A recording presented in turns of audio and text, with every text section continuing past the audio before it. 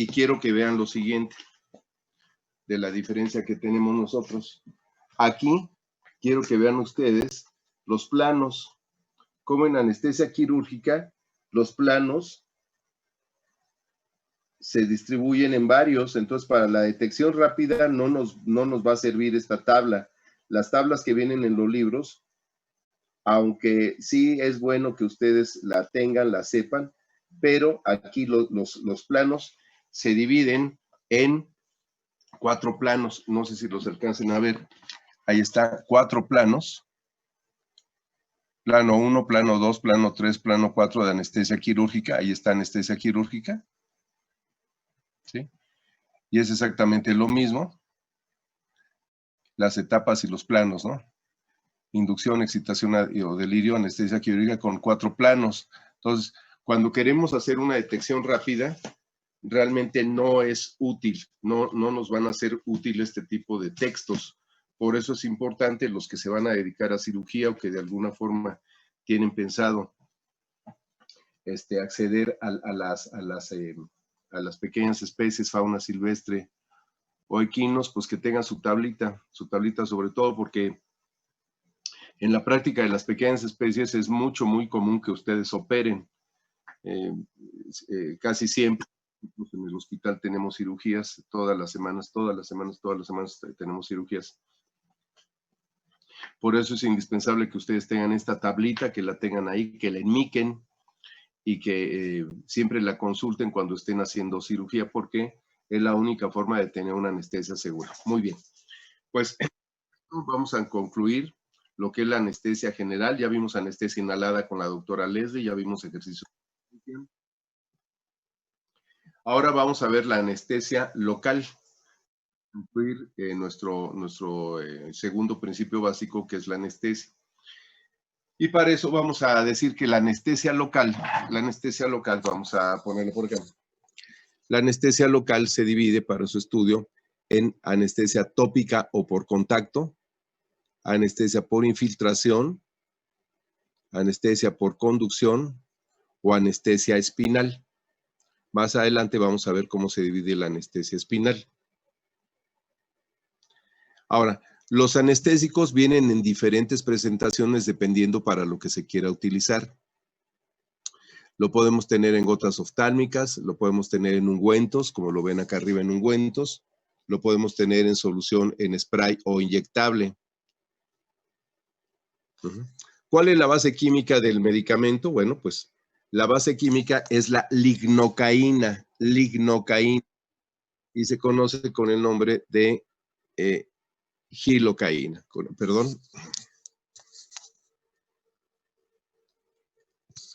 se conoce con el nombre de gilocaína, de lignocaína, y se conoce con el nombre de gilocaína. Puede venir la gilocaína simple, la gilocaína al 2%, la gilocaína en spray o la gilocaína en pomada. Otro nombre que se le ha dado a la gilocaína, o con lo cual lo pueden encontrar en el mercado, se llama pisacaína. La pisacaína no es otra cosa más que la misma lignocaína, pero en la forma de clorhidrato de lidocaína. Entonces aquí tenemos la pisacaína al 1 y al 2% con epinefrina. Y luego tenemos la tercera presentación, que es la bubacaína, que no es otra cosa más que un derivado que se llama bupivacaína, y esta puede venir al 0.5 o al 0.75% con epinefrina. ¿De acuerdo? Entonces, nosotros la conocemos con el nombre de la base química lignocaína.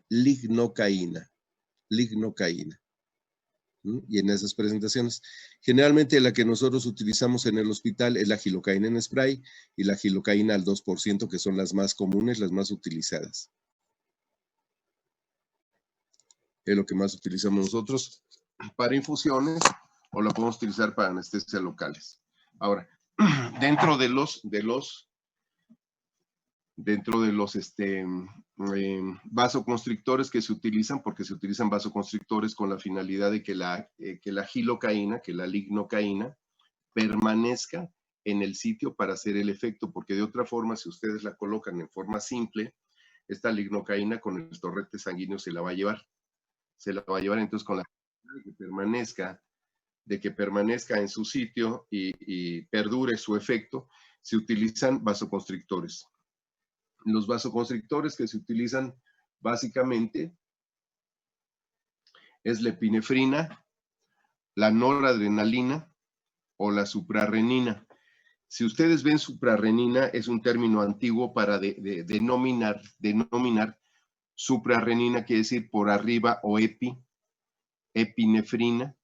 Epi quiere decir arriba y nefrina o nefrón riñón, epinefrina, lo que se encuentra arriba del riñón, que son las adrenales. Suprarrenina también se refiere, es un término igualito. La suprarrenina y la epinefrina es lo mismo, es exactamente igual. Entonces ustedes cuando vean la solución puede venir sola o puede venir con un vasoconstrictor, o epinefrina, o norepinefrina, o suprarrenina, pero todos son exactamente lo mismo. Ese vasoconstrictor lo que va a hacer es que va a ayudar a producir vasoconstricción en el sitio donde se aplica el medicamento y con ello evitar que ese medicamento sea carreado por el torrente sanguíneo y no permanezca en el lugar haciendo el efecto que necesitamos. Ahora, también van a encontrar el término adrenalina, que es el término correcto.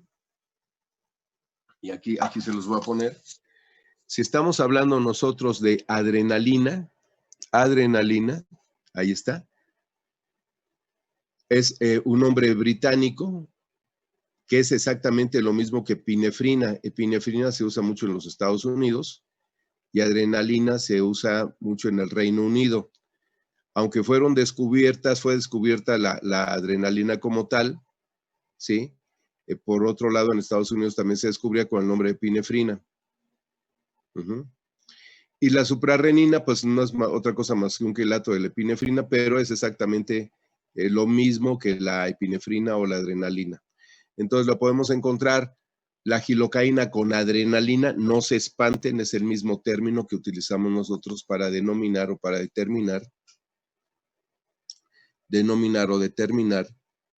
la procedencia. Entonces adrenalina es igual que epinefrina.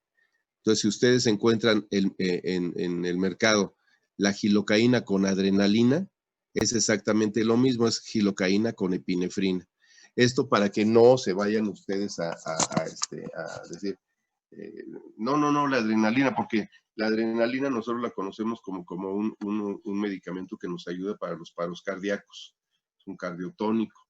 Entonces, no se espanten, es exactamente lo mismo. Ahora, ¿cómo se hace la anestesia? ¿Cómo se hace la anestesia? La anestesia debe de tener, si la aplican tópica o por contacto, debe de tener o una mucosa o la córnea o una herida.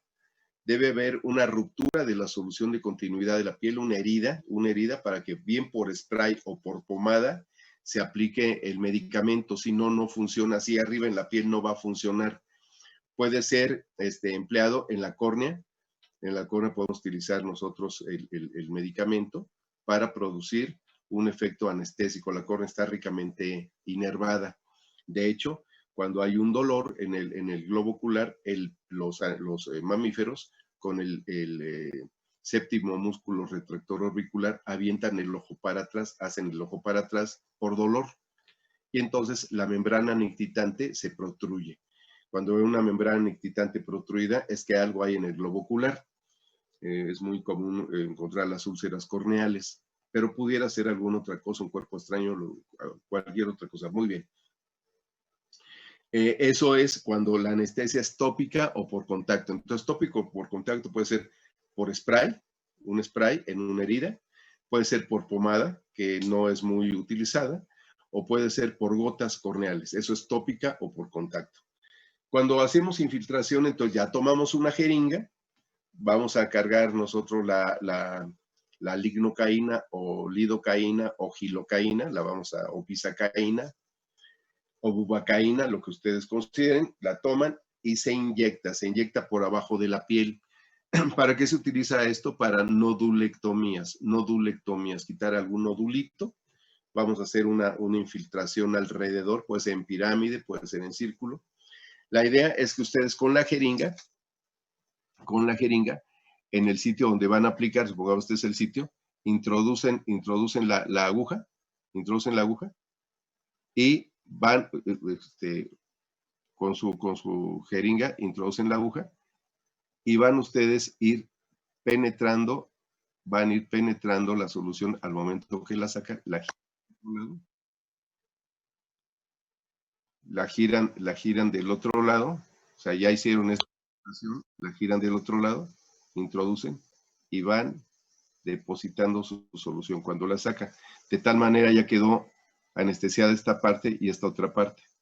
¿Sí? Vuelvo a repetir, cargan ustedes la solución con lo que ustedes necesiten, 2, 3, 5, 7, 10 mililitros, depende lo que van a hacer de nodulectomía, o sea, quitar un nodulito en la piel. Si este es el nódulo, entonces ustedes toman su jeringa con su aguja, hacen la punción, meten lo más que puedan la aguja y vamos depositando al momento que vamos extrayendo y sin sacarla, giran su jeringa, vuelven a introducir su aguja y van depositando hasta que sacan. De tal forma que queda esta zona ya anestesiada. Luego hacen lo propio con la zona de arriba. La zona de arriba introducen, vamos depositando en lo que lo vamos sacando, giran su jeringa y vuelven a introducir su aguja y van depositando en lo que van sacando. Entonces ya les queda un cuadrado anestesiado. Vamos a verlo así. Entonces, este es su anestesia en rombo, que pueden hacer ustedes, o cuadrada. La flecha roja y la flecha azul marcan el sitio donde ustedes van a ir haciendo el depósito de la anestesia, o pueden hacerla profunda, pueden hacerla en anillo, ¿verdad? Pueden hacer una anestesia en anillo para nodulectomías más profundas. Entonces, todo va a depender de lo que nosotros necesitemos hacer.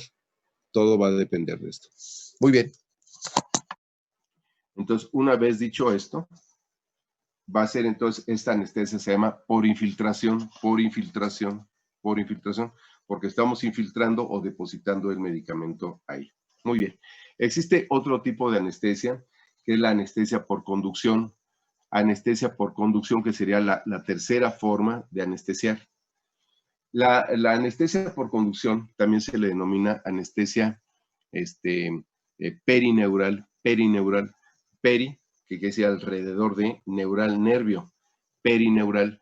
Y nosotros vamos a hacer ese tipo de anestesia en los nervios que emergen de uno o de otro lado de la columna vertebral, a nivel de las vértebras lumbares,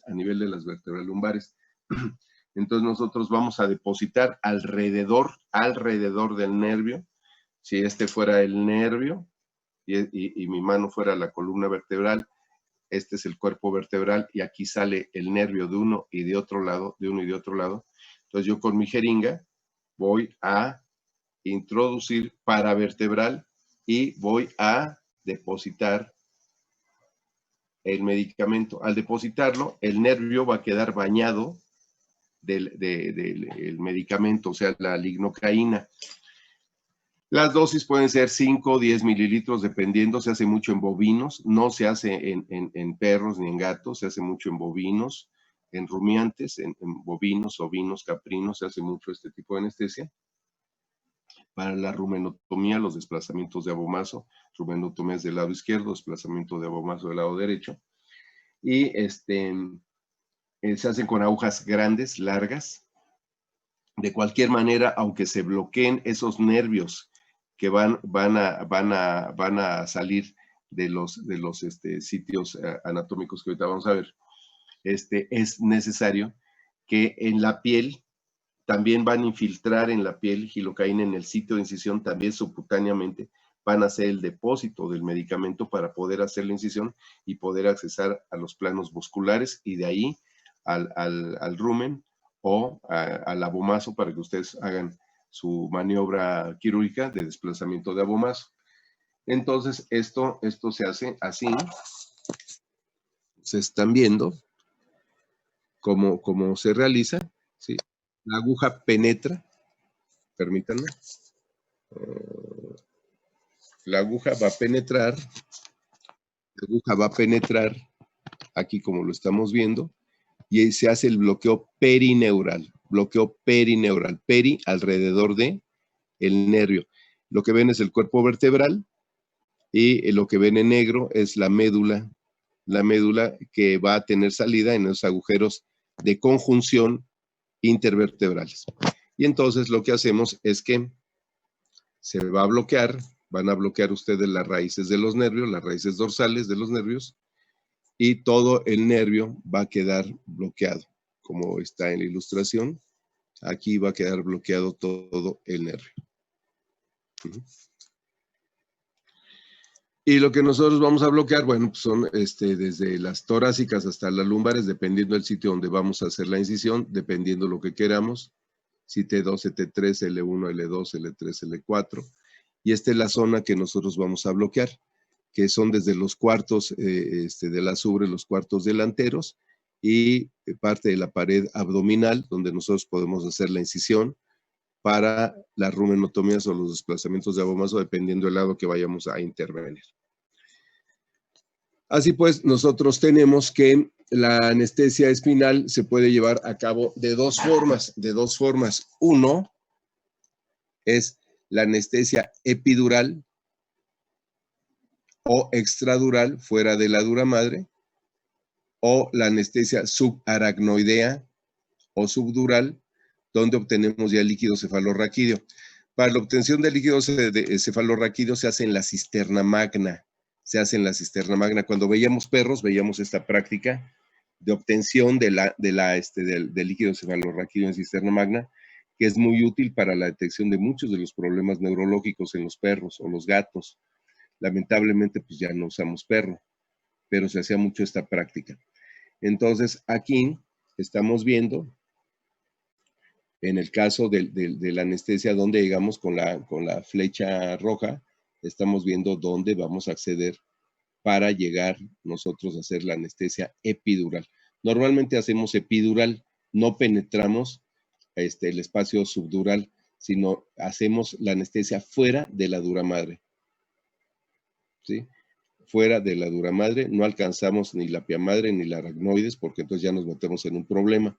Cuando hacemos este tipo de punción, generalmente el canal extradural o epidural está al alto vacío, por lo tanto, la solución que nosotros ponemos aquí, uno de los trucos es poner una gotita en la aguja cuando hacemos la punción para ver si esa agujita a través de esa presión negativa se absorbe, y en el momento que se absorbe estamos en el espacio. ¿Dónde se hace este tipo de anestesia? Generalmente se hace lombosacra, en el perro. Cuando la hacemos en el caballo, la hacemos sacrocoxigia en el caballo, como lo ven ustedes en la imagen. En el caballo se hace sacrocoxigia en el caballo. En los bovinos se puede hacer epidural entre el primero, aquí lo estamos viendo, ¿sí? Primer espacio intercoxigio. Aquí lo hacemos en el caso de los bovinos. Si la hacemos en el perro, la vamos a hacer lombosacra. Es muy raro hacer la sacrocoxigia. Generalmente hacemos la lombosacra. La lombosacra como lo están viendo ustedes aquí. Lombosacra, así se hace. Sacrocoxigia generalmente se hace en el caso de cortes de cola, caudectomía parcial estética, que también tiene su función. No se dejen llevar por las protectoras de animales, que son una punta de ignorantes, y que les digan que es una salvajada el corte de cola, porque no se puede criticar cuando no se sabe. Entonces, ¿para qué cirugías va a servir? Bueno, ¿Para qué cirugía nos va a servir? Para cesáreas, óforosalpingohisterectomías, orquiectomías, prolapsos rectales o vaginales, caudectomías, mastectomías, excisión de tumores cutáneos. En algunos casos, osteosíntesis no se realiza, está puesta ahí porque en algún momento se utilizó. Relajación del abdomen para la palpación y algunas curaciones de los miembros pelvianos. La dosis que ustedes van a utilizar con gilocaína al 2% va a ser entre 2 a 10 mililitros dependiendo el tipo de paciente y el peso, dependiendo el tipo y el peso, desde 2 hasta 10 mililitros. Entonces, estas son las cirugías. Donde más se usa es en cesáreas, donde más se usa es en cesáreas o en caudectomías. Es donde más se utiliza cesáreas o caudectomías. Cesáreas o caudectomías, permítanme, déjenme ir a la sala de espera. Ok, somos 15 participantes con la doctora Leslie, que anda por ahí. Buenos días, doctora Leslie.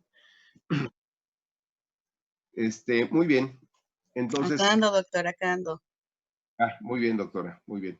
Pues con esto, no sé si quedó claro, no sé si nos quedó claro. ¿Sabe qué, doctora? Ya después me gustaría hablar con usted para ver si hay la posibilidad de que me enseñe cómo utilizar para ¿cómo se llama? Desde la computadora podamos pasar las clases, porque va a ser más provechoso que las pasemos así. Sí, doctor. Pero ya Al rato nos marcamos. Al rato nos marcamos, sí, doctora. Bueno, no sé, compañeros, si ha quedado claro lo que es la anestesia local. Es muy sencillo, la anestesia local. Vamos a resumir: se hace tópico por contacto, por infiltración, por conducción o bloqueo perineural. En este caso, el efecto es unilateral porque es hacia el lado derecho o el lado izquierdo de la columna. Y luego, la anestesia epidural o subdural, se hace más bien epidural, que es la que nosotros hacemos epidural, y su efecto es bilateral. El efecto es bilateral porque va dentro del canal medular. Al ir dentro del canal medular, el bloqueo de los nervios es de los dos lados, es bilateral. La única indicación que se hace al momento de hacer una anestesia epidural es que la cabeza siempre vaya en un plano inclinado. Nunca va acostado el paciente así, siempre la cabeza va hacia arriba, para que la solución por gravedad no alcance los músculos intercostales y podamos tener nosotros un paro respiratorio. Entonces, siempre, la anestesia epidural se hace en un plano inclinado con la cabeza hacia arriba. Yo he operado con anestesia epidural hace muchísimos años. El doctor Jesús Ramírez, que es el anestesiólogo del hospital, me favorecía haciendo las anestesias epidurales para las cesáreas en bulldogs, bulldog inglés, cuando ya estos animales tenían muchas cesáreas.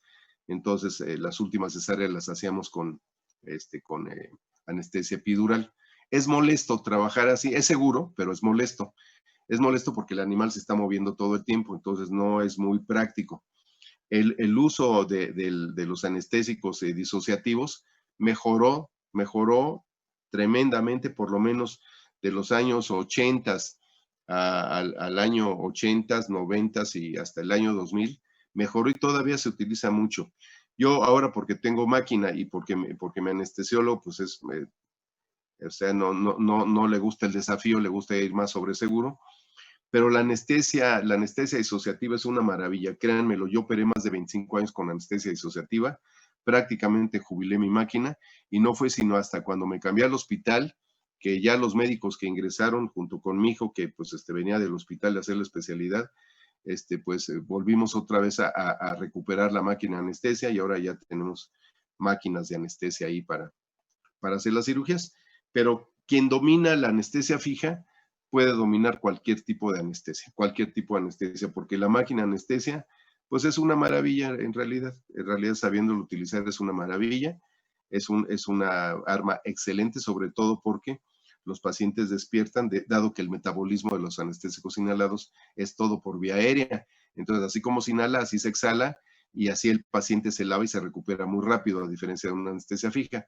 Aún así, las anestesias fijas que yo utilicé durante 25 años, que es la ketamina, con un tranquilizante o analgésico, más un tranquilizante más un analgésico, un tranquilizante o un sedante más un analgésico, fueron una maravilla, realmente una maravilla. No tuve una mortandad alta, como les menciono, de 101, no es nada, y además no por la anestesia, sino por las complicaciones que ella tenía. Bueno, entonces, regresando nosotros a los principios básicos de la cirugía moderna, que así se llama el capítulo, ya habíamos visto lo que es la asepsia o antisepsia, van a encontrar en muchos libros que no se llama asepsia, se llama antisepsia, pero aquí por estudio o por academia o por de alguna forma didáctica, los hemos mencionado como asepsia porque existen diferentes grados de asepsia desde el punto de vista quirúrgico, desde la esterilización, la desinfección o la antisepsia.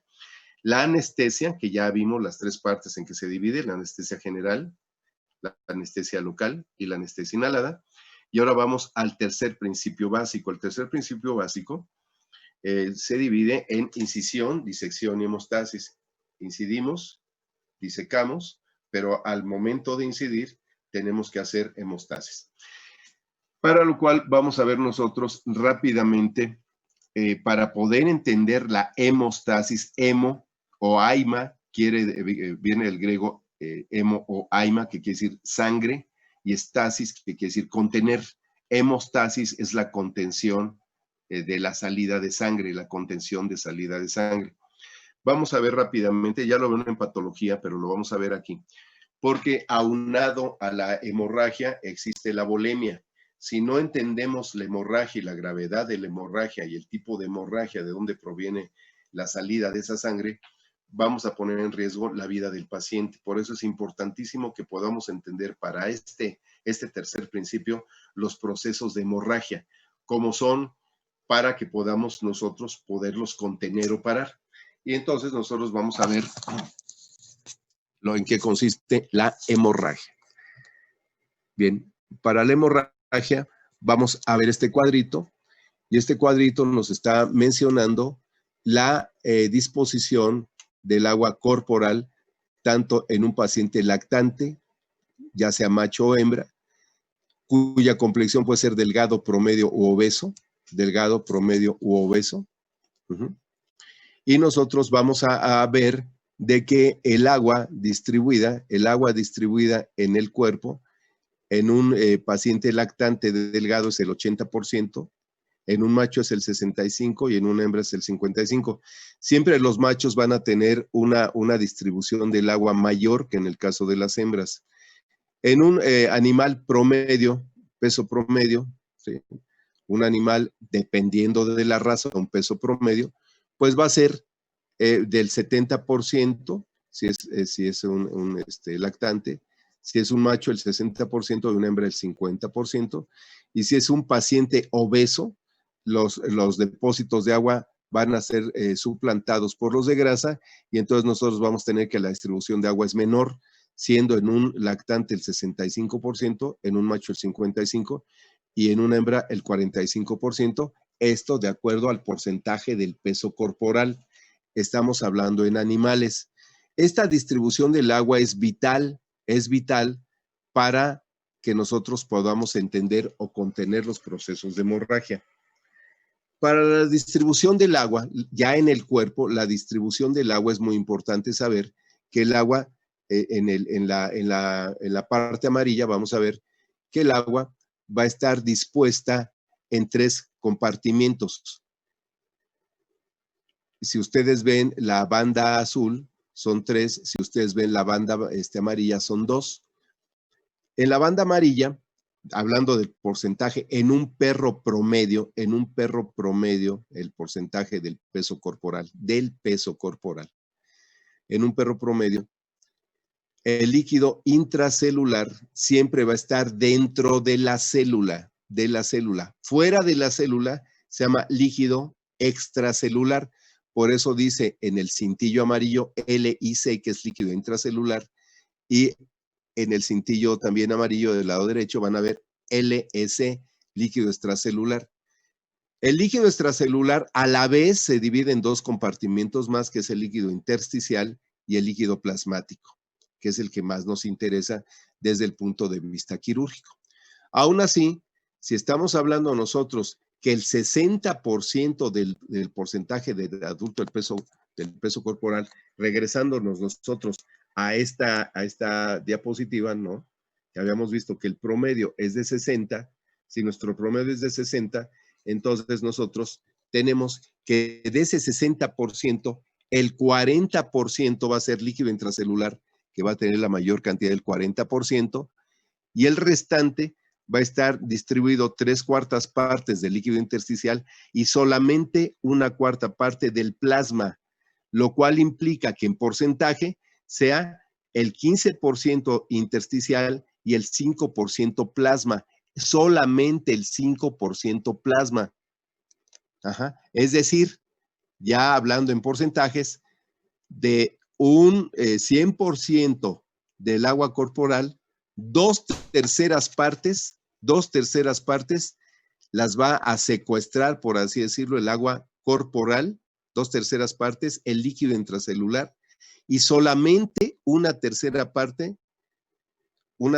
parte de esta agua corporal, el líquido extracelular, de los cuales solamente el 5% va a estar dado por el plasma. El 5% va a estar dado por el plasma. Esto es muy importante que ustedes lo sepan, el 5%, porque nosotros vamos a estar trabajando con la sangre, con las hemorragias. Solamente el 5%. Dense cuenta de la gravedad de tener un proceso de hemorragia que no es parado, que no es contenido, que no se hace la hemostasis. Ponemos al borde de la muerte a nuestro paciente debido a esta distribución en porcentaje del agua dentro del organismo, porcentaje del peso corporal. Por eso es muy importante. Muy bien. Vamos a referirnos entonces, por lo tanto, a que la sangre es el elemento más importante que nosotros debemos de tener en los procesos quirúrgicos. La sangre, ese 5% que es el plasma, vamos a estar refiriéndonos al plasma, el 5% del total del peso corporal, 5%, va a estar formado por el agua y los elementos sólidos. El agua la vamos a denominar plasma y los elementos sólidos o formes, bueno, el plasma, acuérdense que no nada más es agua y todo lo que viene ahí mezclado en el agua. Pueden ser enzimas, pueden ser hormonas, pueden ser cualquier cosa que no sean los elementos formes. ¿Cuáles son los elementos formes o sólidos? Los elementos formes o sólidos son los glóbulos rojos, los glóbulos blancos y las plaquetas. Todo lo demás que se encuentra en esa agua que es el plasma, son todas las demás sustancias como las proteínas, las albuminas, las globulinas, ¿no? Van a ser las hormonas, en fin, todas las demás sustancias van a conformar el plasma.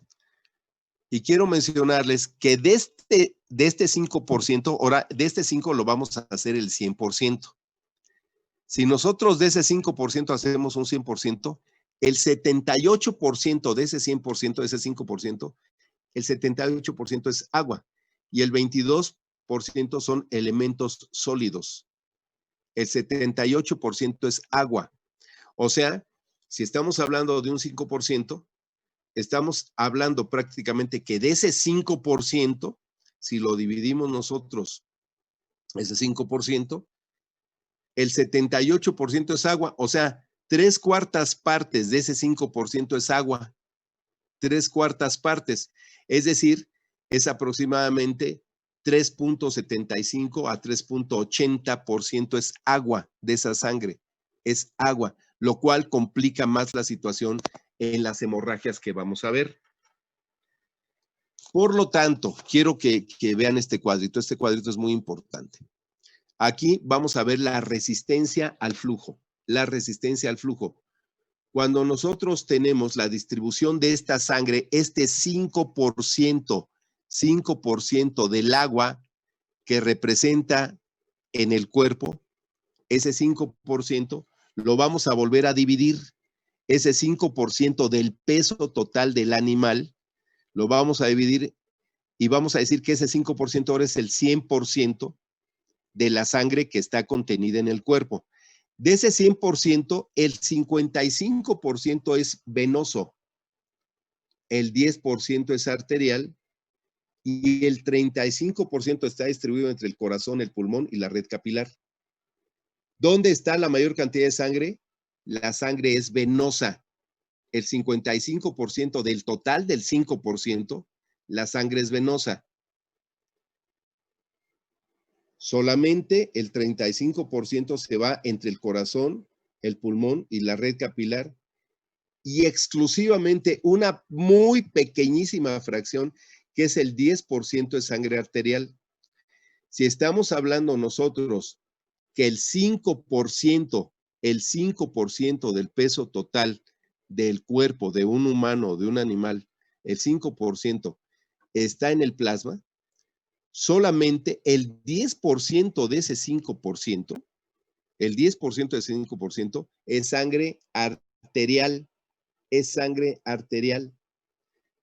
Ahora, la resistencia al flujo va a estar representado porque en la sangre venosa tenemos una captancia retrógrada. ¿Qué quiere decir?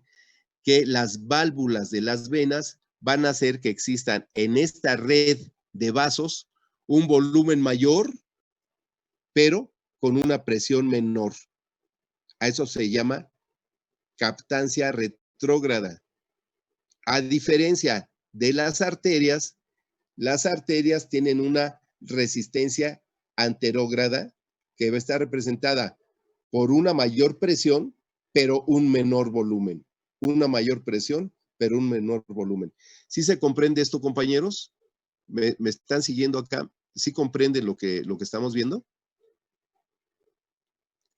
A ver, no los escucho, si alguien me pudiera decir. Ok, muy bien. Muy bien, les agradezco mucho. No puedo ver sus comentarios, pero estoy viendo aquí desde la pantalla.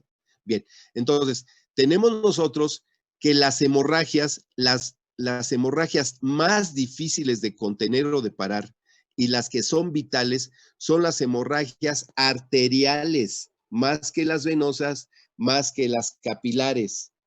Las hemorragias más importantes son las hemorragias arteriales, porque solamente de ese 5% del agua que tenemos en el organismo, el 10% de esa agua, o sea, el 0.5, es arterial, del peso total del individuo.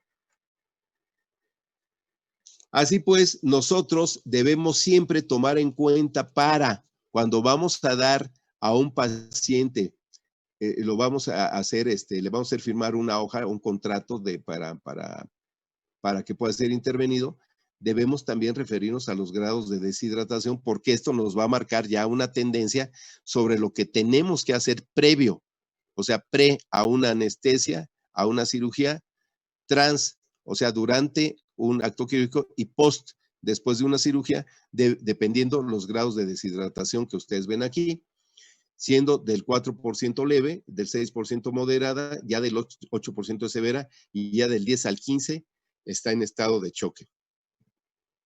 Esta deshidratación puede estar referida también en forma inmediata sobre los procesos hemorrágicos que nosotros tenemos y sobre la disminución de la volemia en el organismo por procesos hemorrágicos. Por lo tanto, la pérdida de sangre es una real emergencia. La pérdida de sangre es una real emergencia y debemos de tener mucho cuidado, sobre todo en cirugía. Muy bien. No sé si ha quedado claro. Ha quedado claro lo que nosotros tenemos aquí y hemos discutido. Quiero mencionarles lo siguiente. Cuando nosotros tenemos una hemorragia causada en forma accidental o incidental o mediante un plan preconcebido, que es lo que nosotros vamos a hacer en cirugía, vamos a tener una serie de eventos. Ustedes ya lo vieron en patología, pero lo vamos a recordar aquí. Vamos a ir viéndolo para que ustedes comprendan cómo en una forma natural el organismo tiene mecanismos de defensa para producir la hemostasis. Hay mecanismos de defensa. cuáles son estos mecanismos de defensa. Vamos a seguirlos paso a paso. Paso a paso. Primero, aquí hay una lesión vascular. De esta lesión vascular va a haber una vasoconstricción por secreción de adrenalina. De aquí va a haber una lesión plaquetaria, que es la hemostasis primaria y es un trombo que se va a llamar trombo blanco, que no es otra cosa más que la agregación plaquetaria alrededor de la lesión del vaso, como un tapón. Si el proceso continúa y no hay una lesión mayor, se forma aquí a través de la colágena un tapón laxo temporal y de aquí vamos a tener nosotros el trombo rojo. Vamos a tener un trombo que se llama trombo rojo. Del trombo rojo nosotros vamos a tener aquí ya la formación, la cicatrización de la herida, la digestión de la fibrina y la fibrinólisis, que es la disolución del coágulo. Todo esto toma semanas, pero es un procedimiento natural de mecanismo de hemostasis. Entonces, resumiendo, es la lesión vascular, la migración plaquetaria con la formación del trombo blanco, se forma un tapón laxo temporal, el trombo rojo, que estamos viendo aquí, y luego la fibrinólisis. Todo esto es un mecanismo de hemostasis. Esto ya lo vieron en patología. Nada más es para referirnos a los mecanismos de hemostasis que se suceden en forma natural en el organismo. Muy bien. De aquí, bueno, vienen todos los eventos de la cascada de la coagulación con las dos vías, la vía intrínseca y la vía extrínseca, para la formación de los procesos naturales de cascada de la coagulación. Entonces, con esto determinamos nosotros si estos pacientes que nosotros hemos, permítanme un segundo, que nosotros hemos estado incidiendo, trabajando, entonces podemos entender que la hemorragia es una situación de gravedad, de emergencia, y tenemos que controlarla ipso facto. Ipso facto. Quiero mencionarles una cosa. Si ustedes ven un libro, estudiamos un libro de anatomía, el libro que sea, pues un libro de anatomía, puede ser una disección del perro de la Junta, puede ser un libro de Miller, Kristen Miller, de disección del perro, etcétera. Pero en cualquier libro, van a ver ustedes las arterias y las venas y todo esto de alguna forma señaladas así, ¿sí? Sus arterias y sus venas, todo. Si es a color, van a ver las arterias de color rojo y las venas de color azul, lo cual es didáctico y bonito. Bueno, esto es en el libro, esto es en los libros y seguramente es hasta en los cadáveres. Cuando ustedes tratan un cadáver y lo llenan, antes se llenaba con formol, ahora se llena con una resina, se llena con glicerina, creo que se llena con glicerina los cuerpos para su preservación. Antes se llenaba con formol y andaba uno ahí apestando formol, todos los anfiteatros olían a formol, olían muy desagradable, pero era la forma de conservar los cuerpos bien. Les menciono esto porque si bien es cierto que para los estudios de patología, de anatomía o en los textos se puede ver así por didáctica, en cirugía no sucede así. En cirugía no sucede así. Los que hemos hecho cirugía durante muchísimos años, como la doctora Leslie y un servidor, podemos decirles que al principio es muy bonito ver los textos y inclusive ver las diapositivas y todo se ve muy bonito, pero en la vida real no es así, no es así. Las arterias ni se ven rojas y las venas sí se ven azules, pero las venas, las arterias no se ven. Las arterias, ¿saben de qué color son? Las arterias son de color blanco. Las arterias son de color blanco, no son de color rojo. Los han engañado. Nos han engañado a nosotros vilmente. No son de color rojo, son de color blanco. ¿Por qué son de color blanco? ¿Alguien me puede decir por qué las arterias, ya desde el punto de vista quirúrgico, cuando estamos trabajando con un paciente, son de color blanco? ¿Quién me puede decir por qué son de color blanco? Así como que va a ser el primer punto del día de hoy. A ver, utilicen su imaginación. Con lo que hemos visto, ¿por qué una arteria se ve de color blanco? ¿Por qué no se ve de color azul? Bueno, ¿por qué se ve de color azul una vena? ¿Quién me dice por qué se ve de color azul?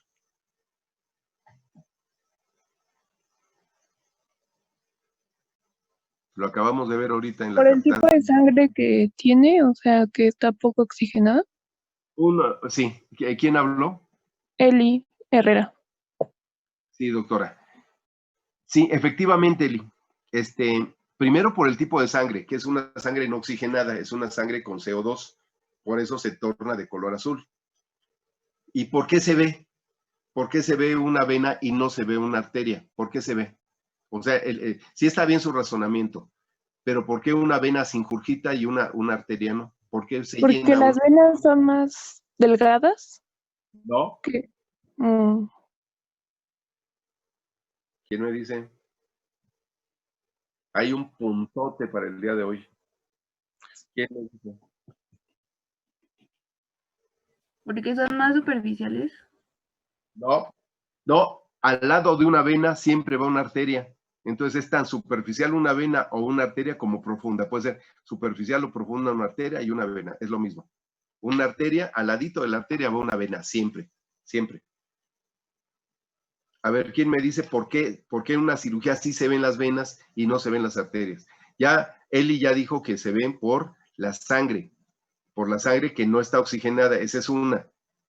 Pero la principal, ¿por qué físicamente? ¿Por qué la veo físicamente así? Así como veo la jeringa y puedo distinguir entre la jeringa y la pluma. ¿Sí? Si la jeringa fuera la arteria, así la veo blanca. Y la vena la veo azul, así como está azul. ¿Por qué la veo la vena y por qué la arteria no la veo? Quirúrgicamente hablando. ¿Por qué la veo? Eso lo vieron en histología. El calibre, sí, Anita, el calibre es poquito mayor, pero no es la razón por la cual se ve una vena desde el punto de vista quirúrgico. Entonces, ya me dijeron el calibre, es cierto, ya me dijeron el tipo de sangre, también es cierto, pero no es la razón principal. ¿Por qué una vena se ve en una cirugía? ¿Por qué se ve? ¿Por qué se verá? El grosor de las paredes, sí, pero no es la razón principal, Joali. ¿Se rinden? 5, 4, 3, 2, 1. Bueno, el punto va a ser para mí. Las venas se ven en una cirugía porque las venas tienen válvulas para evitar que la sangre se regrese. Entonces las venas tienen, hágase cuenta que es un tubo y las válvulas están así. Cuando la sangre se quiere regresar, las válvulas se cierran y la vena se ingurgita, el vaso se ingurgita. Por eso una vena siempre la van a ver, una vena siempre se va a ver. La arteria no la van a ver porque la arteria, ¿qué hace la arteria? ¿Tiene qué? ¿Qué tiene la arteria? A ver, díganme qué tiene la arteria.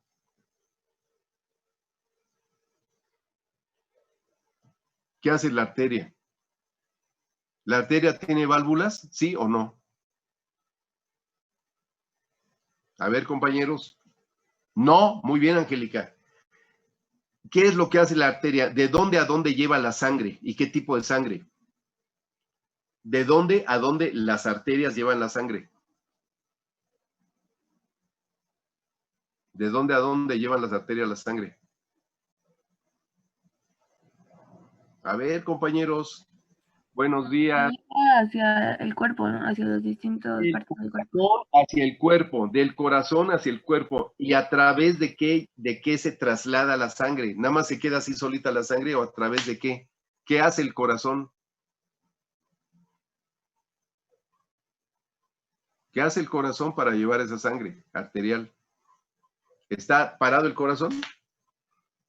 ¿Qué hace el corazón? Compañeros, ¿qué hace el corazón? por medio de contracción de sístole y diástole, sístole y diástole. A la sístole manda la sangre a través de las arterias y la arteria pulsa. La arteria tiene una onda pulsátil de llenado vaciado, llenado vaciado, llenado vaciado, llenado vaciado. Por eso no se ven. Las arterias se sienten, se palpan porque pulsan, pero no se ven, porque la arteria se llena y se vacía. Y es tan rápido el llenado y el vaciado como frecuencia cardíaca tenga. Si estamos hablando de un chihuahueño que tiene 140 de frecuencia cardíaca y el pulso es similar, el pulso es concordante con la sístole y diástole, entonces nunca vamos a ver una arteria. Por eso los vasos arteriales se ven blancos, porque se llenan y se vacían, se llenan y se vacían, se llenan para llevar esa onda pulsátil desde ahí hasta el capilar. Tiene que forzar el capilar a través de mecanismos osmóticos, coloidosmóticos y de presión, ¿sí? De una presión que siempre va del corazón hacia las extremidades. Y de ahí se regresa a través de la red capilar a metavénulas, vénulas, venas, hacia el corazón nuevamente, y para evitar que la sangre regrese son esas válvulas para hacer que se vaya llenando la sangre y conforme por un lado se avienta la sangre, por el otro, a través de homeostasis y de presión, se va recuperando la sangre para que llegue otra vez al corazón. Esa sangre pasa a los pulmones, se oxigena, se regresa esa sangre al corazón y sigue enviándose hacia todos los órganos. ¿Me explico? Por eso, desde el punto de vista quirúrgico, que no de texto, que no de anatomía, que no de patología, quirúrgico, las arterias no se ven, las arterias se palpan porque tienen un pulso propio, Así es como ustedes van a descubrir dónde están las arterias. Y esto es vital cuando están haciendo ustedes cirugía de riñón, cuando están haciendo cirugía de vaso. Ahora es muy común tener vasos con megalias o con tumores, con hemangiomas, hemangiosarcomas. Es muy común, cada vez es más común que nosotros tengamos este tipo de problemas en perros. Se practica muchísimo más de lo que ustedes creen, las esplenectomías totales. Se practican muchísimo las esplenectomías totales. Y una de las formas de ir viendo que de ese tronco celíaco que va a irrigar la gastroesplénica y las esplénicas, estas arterias, sobre todo estas arterias que están pegaditas en la cabeza del vaso, pegadas a la curvatura mayor del estómago, la única forma de determinar dónde pasan estas arterias es por palpación. Imagínense que ustedes no ligaran bien una de esas arterias, cierran el paciente, se les va a morir. ¿Me explico? Por eso es importantísimo que nosotros sepamos que debemos determinar dónde están estas arterias y hay que estudiarle, hay que meterle mucho a la anatomía y a la fisiología antes de hacer cirugía. Muy bien. Vamos entonces nosotros, ya que comprendimos, ya que entendimos la importancia de hemorragia, ya que entendimos nosotros la disposición de los compartimientos intracelulares, extracelulares, y de ahí los intersticiales y el plasma, ¿dónde están estos compartimientos líquidos y de los cuales el plasma representa solamente el 5% del peso corporal y del cual solamente de ese 5% el 10% es arterial? Entonces esto cobra muchísima importancia. Bien, entonces vamos a ver el tercer principio, que se divide en incisión, disección y hemostasis. Incisión, disección y hemostasis. Es el tercer principio. ¿Qué es incisión? Incisión, si lo vemos desde el punto de vista de una definición, va a ser la división metódica de las partes blandas con un instrumento cortante. Definición de incisión. Es división metódica de las partes blandas con un instrumento cortante. Incisión desde el punto de vista quirúrgico. ¿Por qué? Porque todas las incisiones quirúrgicas se hacen bajo un plan preconcebido. No es lo mismo una incisión quirúrgica a una incisión accidental o traumática, donde pues no es una división metódica, es una división con un objeto cortante, objeto, ni siquiera instrumento. puede ser un pedazo de vidrio, puede ser inclusive no necesariamente cortante, puede ser contundente, puede ser un tubazo que le den a alguien y se le abrió la piel, se fracturó la piel. Entonces cambia la definición. La definición quirúrgica de incisión es la división metódica de las partes blandas con un instrumento cortante. ¿Qué instrumento cortante? El más común, el escalpelo o bisturí, el más común, pero puede ser a través de tijeras de Mayo o tijeras de Metzenbaum. Entonces, repetimos. Vamos a verlo así. La incisión es la división metódica de las partes blandas con un instrumento cortante y viene del latín incisio, y onis quiere decir referente a la incisión. Referente. Muy bien, vamos a ver cómo se toma el bisturí. El bisturí se toma así, como ustedes lo están viendo, y se llama como cuchillo de mesa. Como cuchillo de mesa va a servir para hacer incisiones de primera intención, incisiones firmes y extensas, dependiendo de la presión pueden ser superficiales o profundas.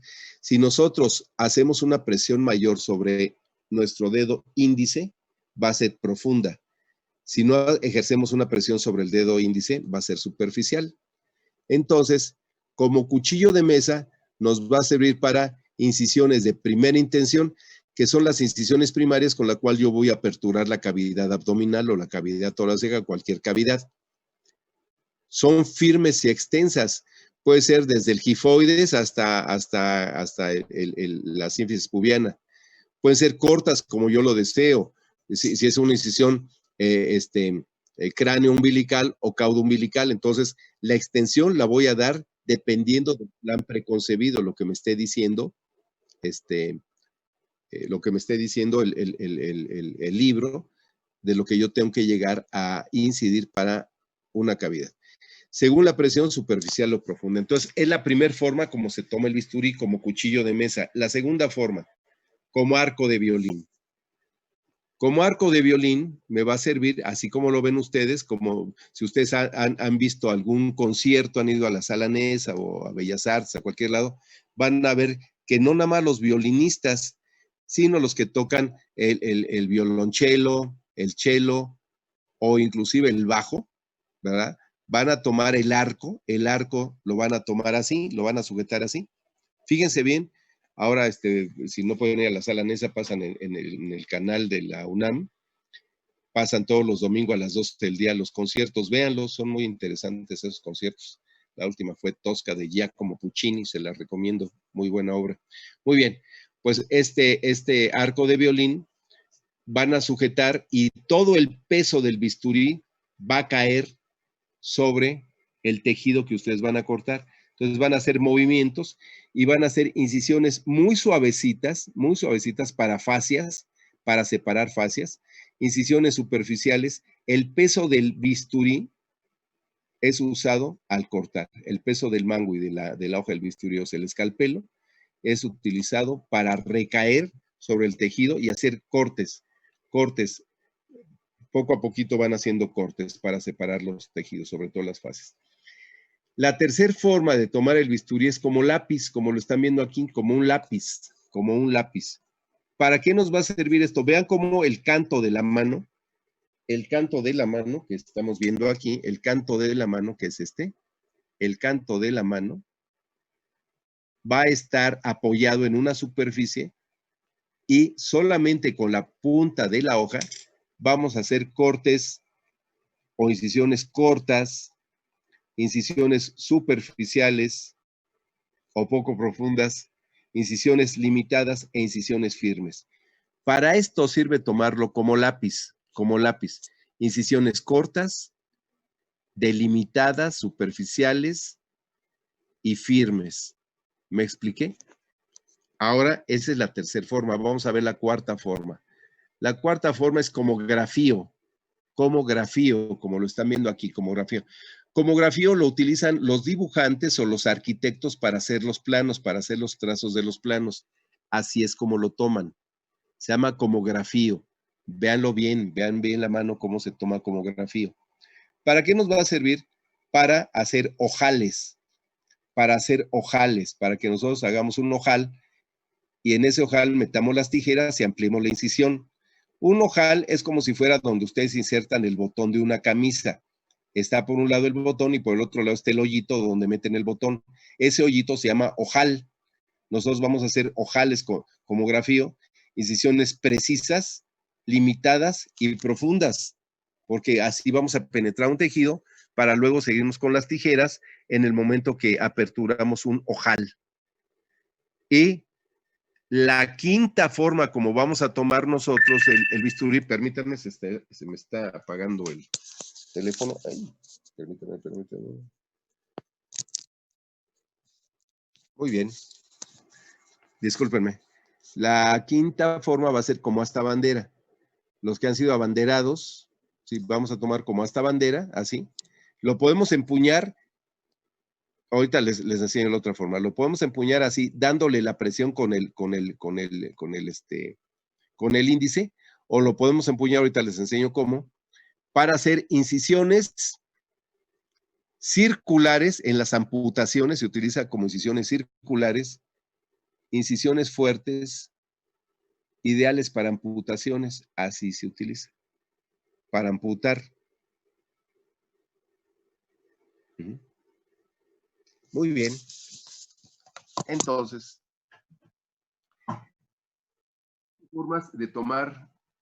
cinco formas de tomar el bisturí.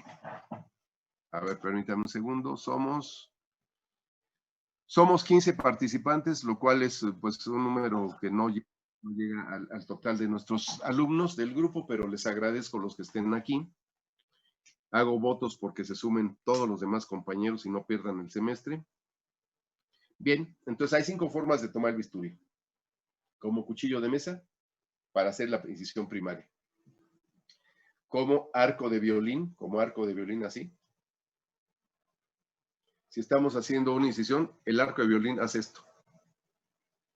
Vamos a hacer repetidamente. Vamos a dejar caer el peso. ¿Para qué? Para hacer separaciones de fascias o ligamentos. Entonces, con el bisturí vamos haciendo así, acariciando. Con la hoja del bisturí vamos acariciando y se van abriendo, se van separando los tejidos. La tercera, como grafío. Como grafío es así. Si usted está en un grafío es así. Entonces, como grafío, hacemos incisiones penetrantes. Tomamos y hacemos incisiones penetrantes. Luego, como lápiz en una superficie, este es el lápiz. El canto de la mano, el canto de mi mano apoya sobre la superficie. Aquí estoy escribiendo. ¿Qué pasa con el canto de la mano? Yo nada más puedo hacer esto. No puedo hacer incisiones amplias. Puedo hacer el canto de la mano apoyado y hago esto. Entonces, incisiones delimitadas, firmes, y la profundidad la ejerzo como yo lo quiero. Pero es una incisión muy controlada. Luego, entonces, ya vimos como cuchillo de mesa, como lápiz, como arco de violín, como grafío y como asta bandera.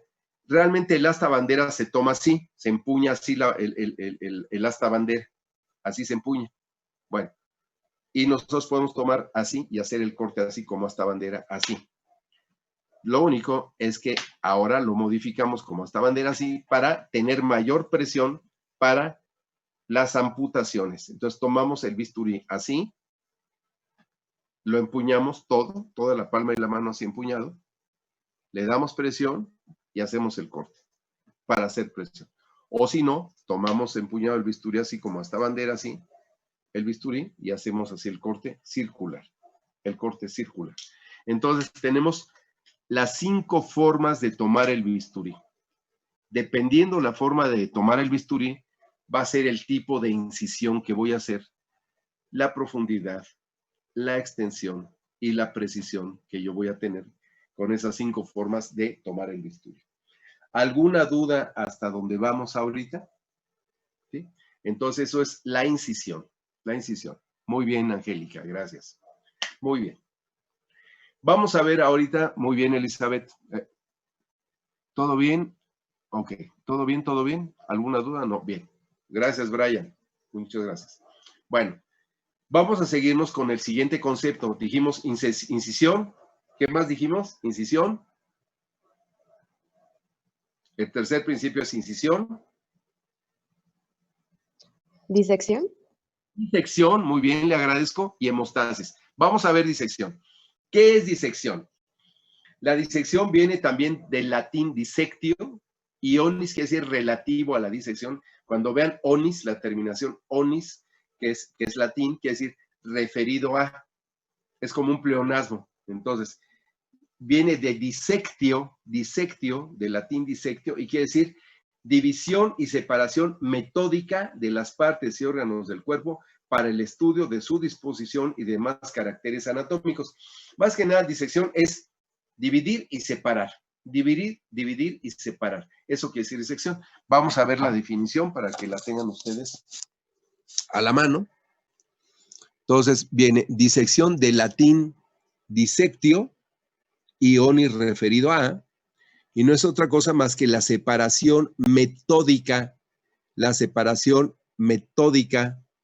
de las partes y órganos del cuerpo. Entonces yo voy a hacer una separación y una división. Voy a partir en forma metódica los tejidos y los órganos del cuerpo. Los voy a dividir, los voy a separar. Eso quiere decir disección. Eso quiere decir disección. División y separación metódica de las partes y órganos del cuerpo para el estudio de su disposición y demás caracteres anatómicos. ¿De acuerdo? Esa es disección. Hay varias formas de hacer la disección. Si estamos hablando que es una división y separación, lo podemos hacer con las manos. Aquí quiero hacer un paréntesis, abrir unos corchetes por ahí y decirles que ¿cuál es el mejor instrumento en un procedimiento quirúrgico? ¿Quién me dice? ¿Cuál es el mejor instrumento en un procedimiento quirúrgico? Díganme cuál es el mejor instrumento de todo lo que hemos visto. Ya vimos instrumental de cirugía general, instrumental, bueno, nada más general lo hemos visto. Hay algún instrumental de cirugía especial, pero el instrumental de cirugía general ya lo vimos. Quiero que me digan cuál es el mejor instrumento para hacer la disección. ¿Quién me dice? ¿Cuál es el mejor instrumento para hacer la disección? Es más, hay un punto de más, está ahí la doctora para que les ponga su puntote. ¿Cuál es el mejor instrumento para hacer la disección? Digan algún instrumento, lo que se les ocurra, ¿cuál es el mejor? El bisturí, Elizabeth, muy bien. Elizabeth, aunque participó, no es el bisturí. Le agradezco por su participación. Tiene un punto de más, Elizabeth. Bien, Eli, no es el bisturí. El mejor instrumento para disecar. Carmina, muy bien. Carmina, perfecto, Carmina. Son los dedos. El mejor instrumento del mundo para dividir, para separar, son los dedos, porque los dedos son atraumáticos. Los dedos son voluntarios, lo mueven a voluntad. Los dedos expulgan. El dedo es el ojo quirúrgico de la mano. Porque a órganos que no ven, meten la mano, por decir, oye, no alcanzo la vejiga, a ver, mete la mano. Ah, sí, tiene piedras, ¿no? Por decir, o mete la mano al vaso, a ver, ah, sí, efectivamente, aquí hay una protuberancia. A ver, mete la mano al hígado, ah, sí, este lóbulo no está normal. Entonces, la mejor disección, el mejor instrumento que tienen ustedes en la vida y lo traen pegado al cuerpo son las manos. No es el bisturí, no son los separadores de Farabeuf, no son ¿cómo se llaman? Las pinzas de Alice. No es nada de esto, son sus manos. Es el mejor instrumento del mundo,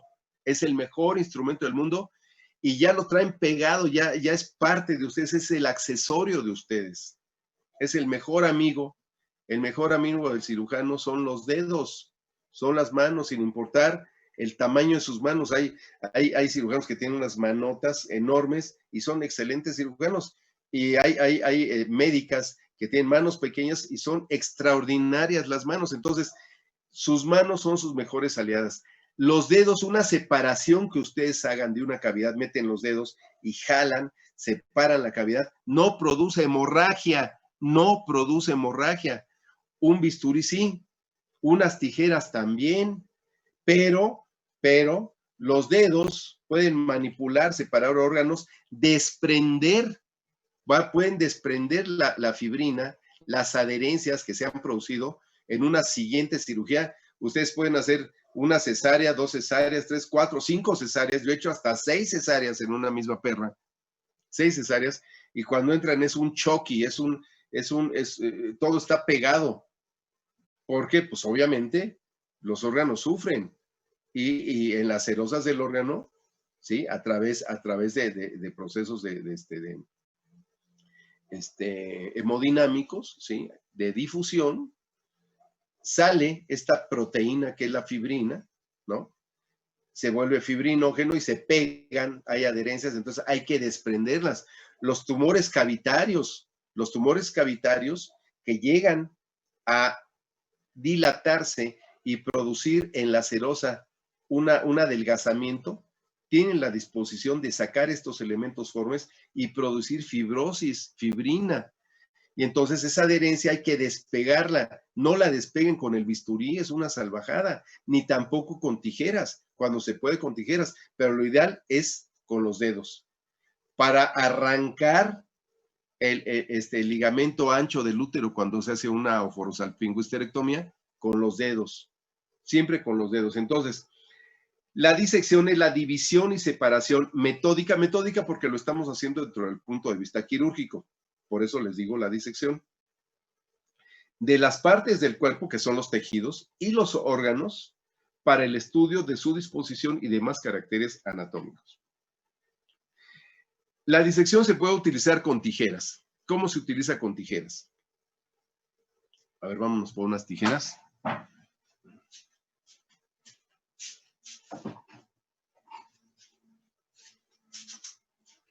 Claro, estas son unas tijeras, pero no son de cirugía. Estoy aquí en casa de ustedes. ¿Cómo se hace? Meten la tijera en el tejido, la meten, y luego, ¿qué hacen con la tijera? Abren. Meten y abren. Meten y abren. Meten y abren. Lo pueden hacer con tijera o lo pueden hacer con pinza. Nada más una cosa. Las tijeras no deben de tener puntas agudas, deben de tener puntas romas, porque si no, van a lesionar todos los tejidos. Entonces, ¿con qué se hace? Se llama disección blanda, lo van a encontrar en los libros anglosajones como blunt dissection, se escribe blunt. Cuando escuchen blunt dissection, es disección blanda. La disección blanda la hacemos entonces metiendo una tijera y la abrimos. La metemos y la abrimos, la metemos y la abrimos. O lo podemos hacer con unas pinzas hemostáticas. Lo metemos y lo abrimos. Cuando nosotros metemos unas pinzas por debajo de la piel y abrimos las pinzas, cuando las metemos y abrimos, esa cavidad a manera de cueva, a manera de techo de una cueva que se forma, se le denomina lecho o espacio muerto. Lecho o espacio muerto. Es desde el punto de vista quirúrgico. Se hace lecho. También se le llama cama. Se le llama entonces lecho, espacio muerto o cama. Estos lechos, espacios muertos o camas, hay que cerrarlos cuando ya se reconstruye la cavidad. No puede haber espacios muertos, porque esos espacios muertos favorecen a la formación de seromas o higromas, si no es una buena hemostasis, o hay un sangrado capilar que no se pueda parar a través de mecanismos hemostáticos naturales del cuerpo. Ese espacio capilar se rellena, o hay un seroma o hay un hematoma. Todos los espacios muertos se vuelven a cerrar. Pero en algunos casos es menester hacer espacios muertos para localizar o la línea blanca o línea albicans para poder abordar la cavidad abdominal o poder ir diseccionando un nódulo, un tumor Entonces, hay que diseccionar perfectamente bien con estas pinzas hemostáticas, que pueden ser pinzas rectas de hemostasis. La pinza, su punta es roma, es como mi dedo. La punta es roma. Las tijeras son agudas, por eso no se utilizan. Se utilizan más bien las pinzas, porque una pinza al ser roma no es lo mismo que un objeto romo penetre un vaso. Aquí yo lo que hago es separar, es como si ustedes entraran al metro y están todos en la puerta. Entonces le meten el hombro para entrar y que no se cierre la puerta. Entonces meten el hombro y se meten. Esa es una disección blanda. Están haciendo que las personas se abran para que ustedes entren con su hombro, que es redondo. ¿Me explico? Que es redondo. Se meten el hombro. ¿Sí? Salvo que entre con un puñal y hagan así, pues no es una disección blanda, ¿verdad? Están haciendo una herida. Entonces, por eso, en disecciones de vasos se hace con pinza o tijera curva. La meten y la abren y forman el lecho. Entonces tenemos la disección con, para hacer este lecho con pinzas o con tijeras. Muy bien.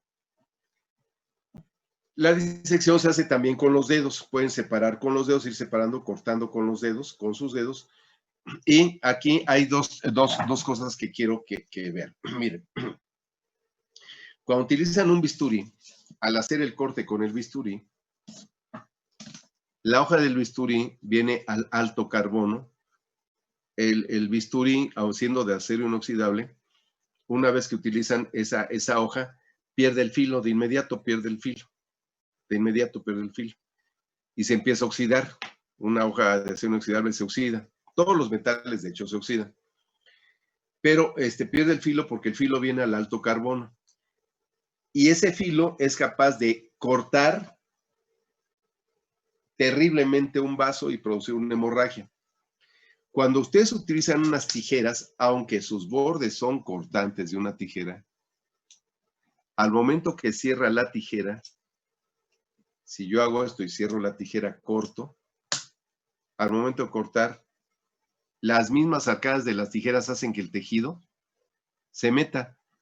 Si ustedes han cortado, corten algo, van a ver cómo el avance de la arcada de la tijera, el avance de la arcada, va haciendo que los tejidos, tanto de adentro como por fuera, se arruguen, se vayan hacia adentro. Esto produce no una hemorragia tan profusa como un bisturí. Un bisturí, si ustedes cortan, y conforme van cortando, entra en perpendicular la hoja de bisturí, en perpendicular. Cuando utilizan unas tijeras, conforme van cortando con la tijera, al momento que hacen el corte, esos pedazos de tejido hacen esto.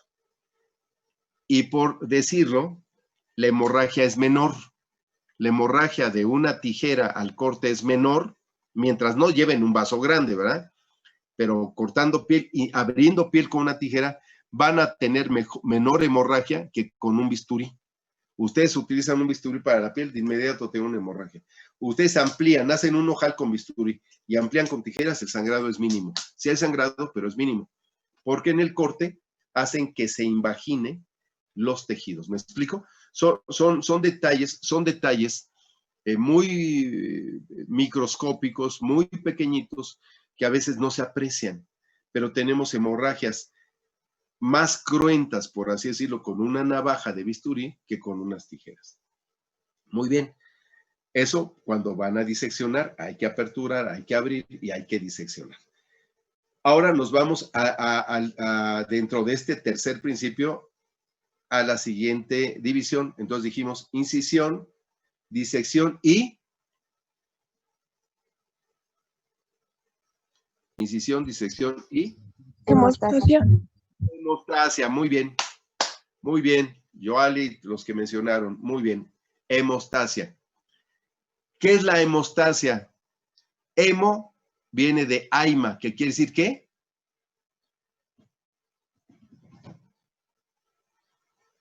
Aima quiere decir sangre y estasis contener. Aima, que quiere decir sangre del griego y estasis contener. Detener. Entonces, la hemostasis es la detención espontánea por el organismo o artificial, que es quirúrgica, del flujo sanguíneo. A eso se le llama hemostasis, la detención del flujo sanguíneo, detención del flujo sanguíneo. Hay mecanismos del cuerpo que ayudan a contener la hemorragia. Como ya vimos, la agregación plaquetaria, ¿no? Pero hay otros mecanismos que nosotros los vamos a utilizar, que son los mecanismos artificiales, no naturales, y dentro de estos están los métodos químicos y los métodos físicos para contener la hemorragia. Hablando un poco de historia, hacia el año 1800 a.C., 1500 a.C., en el papiro de Eber se mencionan los hombres hemostáticos. Los hombres hemostáticos no eran otra cosa más que personas que infundían terror sobre otro para producir una vasoconstricción periférica y poder hacer una cirugía rápida, una sangría, alguna cirugía rápida. Se llamaban hombres hemostáticos que ejercían un efecto psicológico en los pacientes. Hacia el año 460 a.C., en Grecia se empieza a utilizar el hierro caliente para la contención de las heridas, que no es otra cosa más que el cauterio. Después de Cristo, en el año 30 a 131, el doctor Celso y el doctor Galeno empleaban ya las ligaduras. Nada más que como ustedes verán, las ligaduras que eran hechas a veces con hilos de algodón o eran hechos con algún hilo de cáñamo, hilo de algún textil, apretaban a manera de torniquete para producir la hemostasis. Y esta hemostasis, aún siendo efectiva y evitar la muerte del paciente, pues no tomaba exclusivamente el vaso, sino todo el tejido circundante, nervios, todo lo que fuera, produciendo lesiones mayores. Pero ya se utilizaba tanto por Celso como Galeno después de Cristo, 100 años después de Cristo, la ligadura. No fue sino hasta el siglo XVI, cuando un médico francés que se llama Ambrosio Paré, y viene en el libro el siglo de los cirujanos, Ambrosio Paré utiliza emplastos en heridas y ligaduras ya con agujas, ya para el siglo, las guerras en Estados Unidos, las guerras civiles, las guerras de secesión sobre el siglo XVII, 1674, Morel utiliza el torniquete en la guerra y también en Europa. Y para el siglo XVIII, el doctor Antoine Louis liga los vasos separándolo de otras estructuras, los nervios. Sin embargo, he de decirles que conjuntamente con el descubrimiento de la anestesia y la posibilidad de operar sin dolor, se prolongan los tiempos quirúrgicos, y al prolongarse los tiempos quirúrgicos, los grandes cirujanos de la época empiezan a fabricar instrumentos. Entonces empiezan a fabricar instrumentos porque las cirugías cada vez se hacen más exquisitas. ¿Qué quiere decir exquisitas? Se hacen con mayor detalle, muy meticulosos, muy meticulosos, y entonces los cirujanos de esa época empiezan a diseñar diferentes tipos de instrumentos, sobre todo pinzas. Entonces tenemos que para finales del siglo XIX, principios del siglo XX, el doctor Kocher, que se escribe Kocher, ya habíamos visto las pinzas de Kocher, que no es otra pinza más que una pinza hemostática con un diente de ratón en la punta. Fabrica sus famosas pinzas de Kocher, y para el siglo XIX, el doctor Pean, las pinzas de Pean, que ahora utilizamos como pinzas hemostáticas, y grandes autores de estas pinzas, como a principios del siglo XX, en ese capítulo que vimos de Historia de la Cirugía de los Guantes del Amor, el doctor William Stuart Halsted, ese gran cirujano norteamericano, fabrica las famosas pinzas de mosquito de Halsted, que son unas pinzas que pueden venir con las puntas muy finas o puntas burdas. Esas pinzas mosquito de Halsted son unas pinzas extraordinarias, pueden venir rectas o curvas. Son unas pinzas que sirven exclusivamente para tomar un vaso sanguíneo. Un vaso de un calibre muy, muy pequeño. Sirven para pinzar unos vasos pequeños. Se llaman pinzas de Halsted, Halsted, y fueron diseñadas, fueron fabricadas por el doctor William Stuart Halsted. Entonces tenemos las pinzas de Kocher, las pinzas de Pean, las pinzas de Kelly, las pinzas de Rankin, las pinzas de Rochester, y en fin, un sinnúmero de pinzas hemostáticas que a lo largo del tiempo han creado estos autores, estos médicos cirujanos, que con la posibilidad del descubrimiento de la anestesia general, llevó a tiempos muy largos, quirúrgicos. Entonces, los cirujanos empezaron a idear de mayor forma para comodidad suya, por tecnología, por manejo, por manipulación de órganos, el diseño de instrumental específicamente para esas cirugías, y con eso se forman en finales del siglo XIX, principios del siglo XX, las primeras pinzas que hasta hoy en nuestros días conocemos y rigurosamente deben estar en cualquier estuche de cirugía general. Cualquier estuche. Ya de ahí se derivaron las pinzas de Ferguson, las pinzas de angiotribo, todas estas pinzas que son pinzas semejantes a las de hemostasis, pero tienen otra función, como para hacer muñones, para separar órganos que van a ser estudiados luego en patología, para hacer machacamientos. De ahí vienen los emasculadores, ¿no? Que es una modificación de la pinza hemostática, y hay emasculadores para ganado, hay emasculadores para cerdos, emasculadores para caballos, para bovinos, que no es otra cosa más que el principio de la pinza hemostática, pero tienen un riel, una canaladura para que entre sobre ese riel y se produzca la hemostasis a través de machacamiento, que son los emasculadores. Muy bien. Entonces, una vez viendo esto, vamos ya a entrar de lleno a lo que es los tipos de hemostasis. Y dentro de los tipos de hemostasis, vamos a ver entonces que habíamos mencionado que la hemostasis se puede hacer en forma natural o forma artificial. Cuando es artificial se le denomina quirúrgica. Y para hacer hemostasis quirúrgica, nosotros debemos de tener en cuenta que hay una importancia para detener la hemorragia. La principal importancia para la detención de una hemorragia es el mantenimiento de la volemia y por consecuente la manutención de la vida. De otra forma, los animales se mueren desangrados y no hay posibilidad de que este animal sobreviva. Entonces, la primera importancia de controlar una hemorragia es mantener la volemia. La segunda importancia es visualizar el campo operatorio. No podemos trabajar en un mar, en una alberca de sangre, no podemos. Tenemos que controlar la hemorragia y al controlarla vamos a ver los tejidos que están ahí. Cuando opera en cavidad, es muy común que utilicemos las compresas de campo, que son esos como pañales, tipo pañal de manta de cielo, que no es otra cosa más que gasa tejida, ¿sí? Como esas gasas de 10x10 tejidas, pues estas son de 60x90, son grandes y se utilizan para las cavidades, son muy prácticas, son muy cómodas, les pueden durar 4 o 5 cirugías, porque se lavan, se meten a la lavadora, se lavan, se secan y luego se envuelven junto con los campos, se envuelven con los campos, o inclusive hay hospitales que la meten separada, se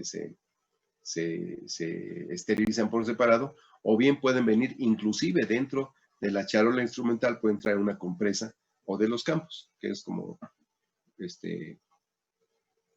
hacemos nuestros campos. Muy bien. También, bueno, al contener nosotros la sangre evitamos el choque hipovolémico, pero evitamos también en los espacios muertos los hematomas, y es lo más importante que nosotros tenemos para hacer la hemostasis. Regresando a las hemorragias y para poder contener una hemostasis, las hemorragias pueden clasificarse como, dependiendo del lugar donde ocurren, como internas o externas. Una hemorragia externa es la que nosotros vemos, y puede ser la incisión primaria que produce hemorragia, es externa porque la estamos viendo. Es externa también a través de los orificios naturales, como por ejemplo, puede ser a través de la orina, ¿sí? Puede ser una hematuria, puede ser a través del recto y salir por el ano, donde puede ser una melena o una hematoquesia,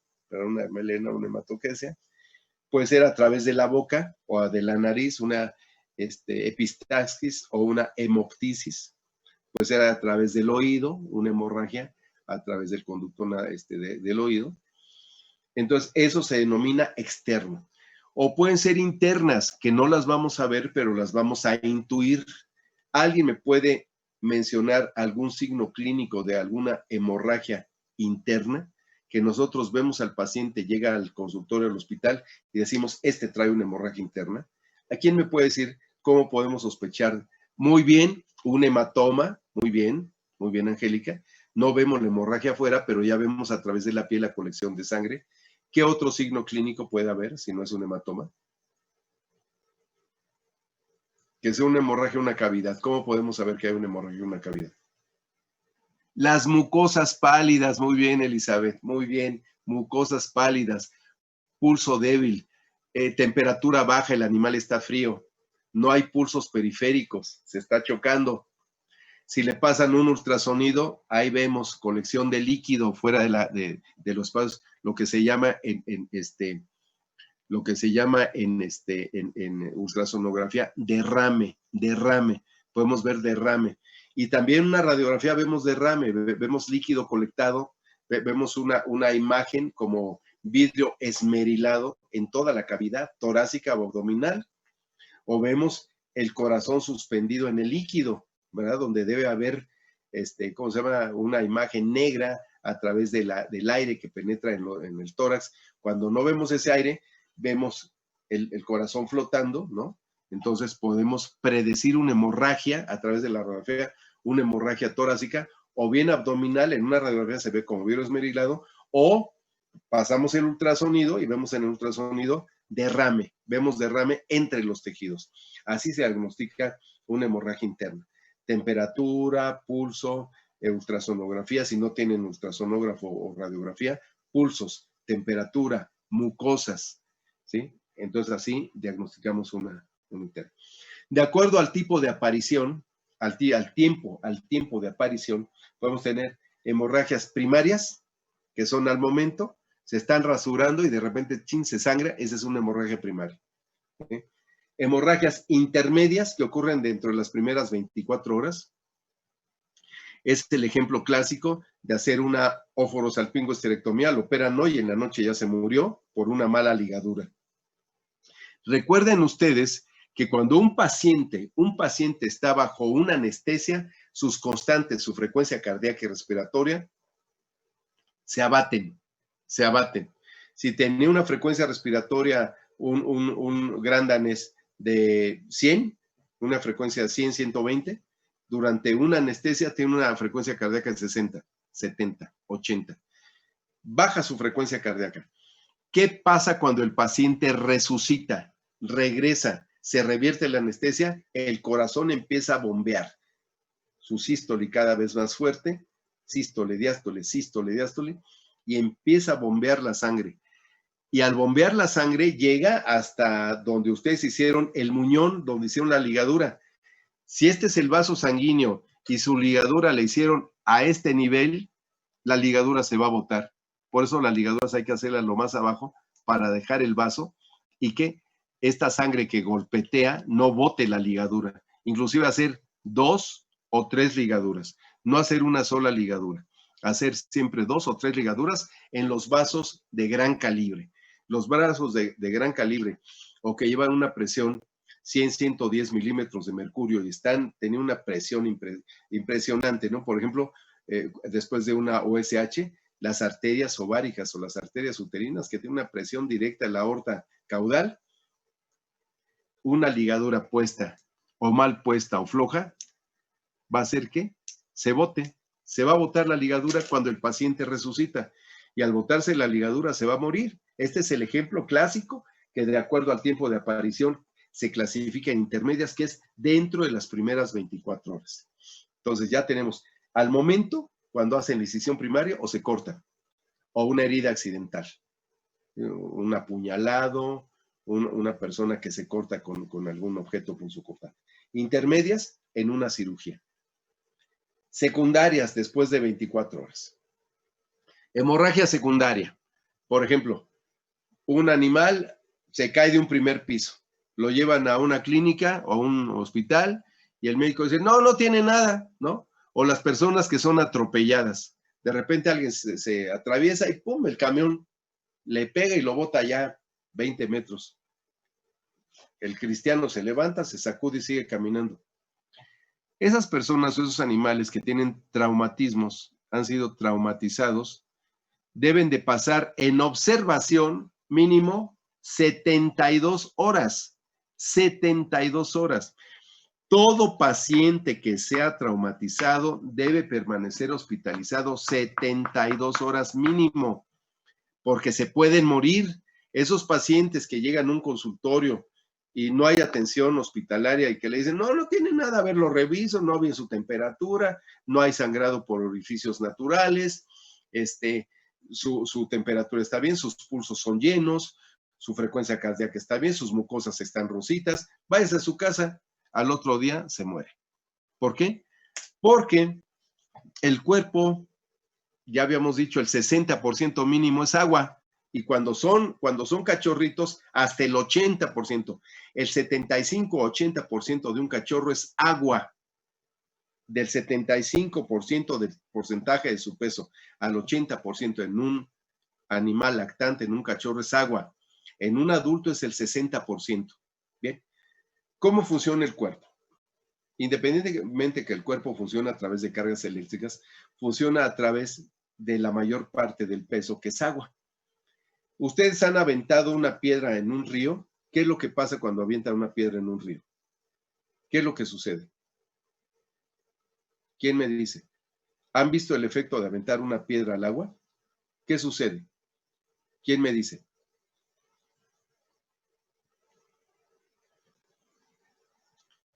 Se hunde la piedra, pero cuando entra en el agua, ¿qué pasa? ¿Qué fenómeno ven ustedes? En la superficie del agua, ¿qué ven? ¿No ven nada? Se hacen ondas, Brian, Yoali, se hacen círculos, muy bien. ¿Qué pasa? Que existe una onda expansiva, una onda expansiva. Al tener un golpe en cualquier parte del cuerpo, en el tórax, esa onda expansiva que se va generando, es como si ven una bomba atómica. Una bomba atómica explota y pum, pum, pum, pum, se va expandiendo, expandiendo, expandiendo y va a empezar a dañar no nada más donde cayó, sino esa explosión va a dañar lo demás, funciona igual. Hoy se golpean en una parte y esa onda expansiva va a hacer que los demás golpes vayan frenando el impulso. Y al frenar el impulso van rompiendo lo que encuentran a su paso, desgarran tejidos. Y aunque en el momento, en las horas siguientes al golpe no se produzca nada, con el paso de las horas esos tejidos que son frágiles, los tejidos parenquimatosos, se pueden fracturar, los vasos sanguíneos capilares se pueden romper y puede venir una hemorragia. ¿Me explico? Por eso un animal que es traumatizado o un humano que es atropellado deben estar en vigilancia 72 horas sin moverse en una jaula. A un humano no lo mete en una jaula, pero un humano, ¿sabes qué? Hospitalizado, te quedas en la cama y nada más te levantas a orinar y evacuar y te acuestas. Y canalizado, por si hay una hemorragia, pasar los medicamentos necesarios para contener la hemorragia o bien abrir y operar. ¿Me explico? Entonces, una hemorragia secundaria que es después de las 24 horas puede ser después de las 24 horas hasta las 72 horas. Entonces, tiempo límite para un paciente traumatizado que aparentemente no hay hemorragia ni fractura de un órgano parenquimatoso o hueco. Observación, ¿cuánto tiempo dije? ¿Cuánto tiempo? 72 horas. Bien, Brian, 72 horas, 72 horas. Y le hacen firmar a un dueño que diga, no, mi perro no tiene nada, no quiero pagar, usted me quiere estafar, no voy a firmar nada, alta voluntaria. ¿Sabe qué? Me lo firma, porque luego ese les va a llegar a reclamar, ¿sabe qué? Usted me dijo que no tenía nada, se fue mi perro y al otro día se murió. Usted tiene la culpa, ahí está una demanda. Para evitar eso, una alta hospitalaria, aunque estén en un consultorio, que le digan, ¿sabe qué? Tiene que quedarse y lo voy a observar y me lo llevo a la casa, no tengo hospital, pero me lo llevo. No, que ¿cuánto me va a cobrar? No, pues 400 pesos la noche, ¿no? La hospitalización. No, pues no tengo dinero, o no lo voy a pagar, o soy muy codo, me vale. Fírmele, alta hospitalaria. ¿Me explico? Entonces, vean cómo esto trasciende, no nada más es que lo sepan, es que trasciende para el manejo del control de las hemorragias. Entonces ya vimos que de acuerdo al tipo de aparición es primaria, intermedia y secundaria. De acuerdo al tipo donde se origina, puede ser externas o internas. Ahora, según la naturaleza del vaso, los vasos pueden ser arteriales, venosos o capilares. Arteriales, venosos o capilares. Si tenemos una hemorragia arterial, se le denomina hemorragia cruenta. Cuando utilicemos un término médico, tiene una hemorragia cruenta, ya sabemos que está grave, porque es una hemorragia arterial. Acuérdense que de ese 5% del peso, de ese 5%, el 10% de ese 5 es arterial. O sea, es casi nada en un humano, en un paciente, tenemos muy poquita sangre arterial. Por eso una hemorragia arterial es de muerte, hay que actuar así hay que actuar antier, ayer, el año pasado hay que actuar, es decir, rápido, fracciones de segundos se mueren. No sé si han visto los toreros, ¿no? Cuando están toreros y de repente les llegan a la femoral, pues el médico va y luego tapona, porque si no se muere y a la enfermería, en paso se muere un paciente desangrado. Luego tenemos según la naturaleza del vaso, las hemorragias venosas, que son también de importancia, pero de menor importancia que la hemorragia arterial. Y luego tenemos una hemorragia muy molesta que se llama hemorragia de tipo capilar. Estas hemorragias capilares también se llaman en capa o en sábana. En capa o en sábana. Y son hemorragias que se suceden en la mucosa. Estamos haciendo, digamos, quitando un papiloma, papilomatosis oral canina, ¿sí? O fibromatosis oral canina, donde se quitan los sépulis, donde se quitan las verrugas, ¿no? de las encías, o hacemos procedimientos, quitamos una pieza dentaria, una muela carnicera que es el cuarto premolar, la fraccionamos, quitamos la raíz posterior y las dos anteriores y sangra, es una hemorragia capilar, son muy molestas si el paciente tiene hemofilia o tiene bajo conteo plaquetario. Hemofilia porque tenemos los factores de la coagulación, donde no está bien la cascada de coagulación, o tenemos nosotros trombocitopenia. Muy bien, son las 9 de la mañana, ya están por cortarnos la transmisión, y les pido que estudien, todavía sigan estudiando hemorragias de acuerdo a la extensión y la hemostasis de acuerdo a su forma que vamos a hacer, natural y quirúrgica. Entonces vean métodos naturales y quirúrgicos, vamos a terminar de ver hemostasis, vamos a ver manejo delicado de suturas y vamos a empezar, manejo delicado de tejidos y vamos a empezar a ver suturas. Entonces, la siguiente clase, que son 4 horas, vamos a terminar de ver hemostasis, formas, métodos de hemostasis, vamos a ver manejo delicado de los tejidos y vamos a empezar a ver suturas. ¿Alguna duda, compañeros?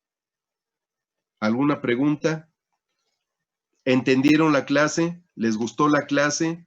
¿Está bien la forma de dar la clase? Quiero comentarios de ustedes antes de irme. Ok, muy bien, Angélica, Ilse, Anita, Zaira, Alejandra. Bueno, les agradezco enormemente. Hacemos, la doctora y yo, Ana, gracias. La doctora y yo hacemos un gran esfuerzo. No es lo mismo hacer presencial que estar hablando aquí enfrente, Carmina. Gracias. Les agradezco, les agradezco. Les agradezco muchísimo. Nuevamente, mi angustia, porque ya en mí ya es una angustia, que somos veintitantos, somos 21, 22 y nada más asisten 15. Entonces, les pido, por favor, yo sé que no es culpa de ustedes, no culpo a nadie, pero si pueden cooperar con, por favor, gracias, Sebastián. Si pueden cooperar conmigo, avisarle a los compañeros, a ver en qué forma, Voy a tratar de comunicarme hoy mismo con mi jefa, que es la doctora Norma Pérez Gallardo, para ver qué está sucediendo con esos compañeros, porque ya me angustié, vamos a llegar al final del semestre y van a estar reprobados. Entonces, no quiero que esto suceda. Bien, a la doctora Leslie me despido de usted, luego le hablo, doctora, y a todos ustedes que pasen un bonito fin de semana, estudien mucho. Si no pueden ir a la biblioteca, métanse a Google y vean algún libro, bajen algún libro, o vean métodos de hemostasis, vean manejo delicado de tejidos y principios de suturas, que es lo que vamos a ver. Feliz fin de semana, disfruten, cuídense mucho, cuiden a sus familiares, estamos en plena pandemia y no queremos ningún problema. Que la pasen bien. Anita, todos, un abrazo, que la pasen bien. Gracias por su atención. Hasta luego, Sebastián. Todos.